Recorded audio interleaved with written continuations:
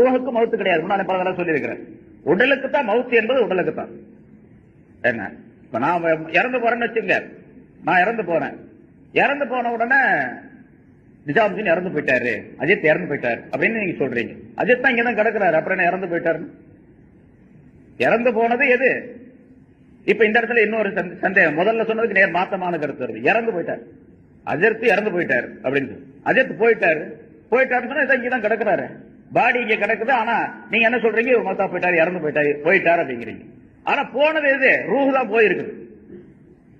ரூஹு தான் போயிருக்குது. இருக்கிறது பாடி இருக்குது. இங்க இருக்கக்கூடிய பாடியை போயிடுச்சு அப்படிங்கிறீங்க. அவர் இறந்து போயிட்டாரு. அப்ப அசல்ல எனக்கு பெயர் வைக்கப்பட்டது இருக்கின்றது, அது அந்த ரூஹுக்கு தான். அசல்ல அந்த ரூஹ் என்னுடைய பாடிக்குள்ள இருப்பதின் காரணமாக எனக்கு அந்த பெயர் நிலைத்திருக்கின்றது. ரூஹ் என்னுடைய பாடியை விட்டு போன உடனே என்னோட பெயரும் அதோட போயிடுச்சு, அந்த ரூஹோட சேர்ந்து போயிடுச்சு. அப்ப நிலைத்திருப்பது ரூஹ், நிலைத்திருப்பது ரூஹ். அழிந்து விடக்கூடியது பாடி, உடல்.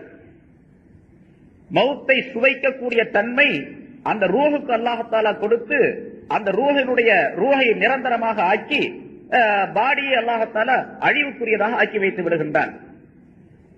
ஸல்லல்லாஹு அலைஹி வஸல்லம் அவர்கள் சொல்லுகின்றார்கள், இந்த மனிதன் உலகத்தில் இருக்கக்கூடிய நேரம் வரைக்கும் தூங்கிட்டே தான் இருக்கிறான். நம்ம இப்ப முழிச்சிருக்கிறோம்ல, முழிச்சிருக்கிற நேரத்தையும் தூங்குறதாகவே ரசூலுல்லாஹி ஸல்லல்லாஹு அலைஹி வஸல்லம் சொல்றாங்க. ராத்திரில கொஞ்ச நேரம் தான் தூங்குறோம், 6 மணி நேரம் 7 மணி நேரம் 8 மணி நேரம் தூங்குறோம்.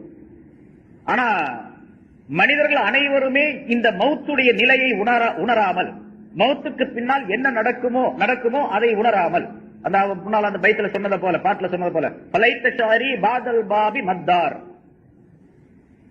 மவுத் என்பது ஒரு வாசல்.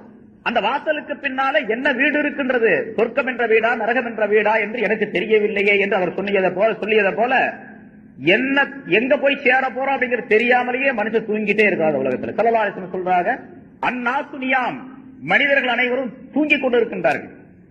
இவங்க தூக்கம் எப்ப கலையும் தெரியுமா?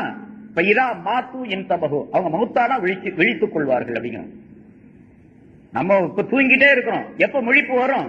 விழிப்பு என்பது மௌத்தானா வரும் அப்படிங்கிறாங்க ஸல்லல்லாஹு அலைஹி வஸல்லம். மௌத்தான பிறகு அந்த சக்கராத்துடைய நேரத்துல தெரியும், ஆஹா தவறிட்டனே, தப்பு செய்துட்டனே அப்படின்னு சொல்லி. இப்ப நம்ம சில பேர் படிக்காம இருந்துடுறோம், பெரியவனான பிறகு படிக்காம இருந்துட்டுனே ரொம்ப கவலையா இருக்குது அப்படின்னு சொல்றோம்ல. கொஞ்ச நாள் இப்ப தொழுகாம இருக்கிறாரு, கடைசியில ஏதாச்சும் ஒரு சீக்கு வந்துட்டு ஆஸ்பத்திரியில் போய் படுத்துக்கிறாரு. இவ்வளவு நாளா நான் தொழுகவே இல்லை அஜித்து, என்னதான் பண்றது அப்படிங்கிறாரு. முதல்ல தொழுக வேண்டியது தானே, தொழுகா பிறந்த போட்டு பெட்ல போய் படுத்த பிறகு அப்ப நான் தொழுகலையே அப்படின்னு சொன்னா என்ன அர்த்தம்? என்ன செய்யறது? ஒன்னும் செய்ய முடியாது. அந்த பெட்லயே அப்படி மௌத்தா போனார் அப்படின்னா தொழுகாமல் இருந்ததற்குரிய குற்றம் அதேதான், அது கிடைக்கத்தான் செய்யும்.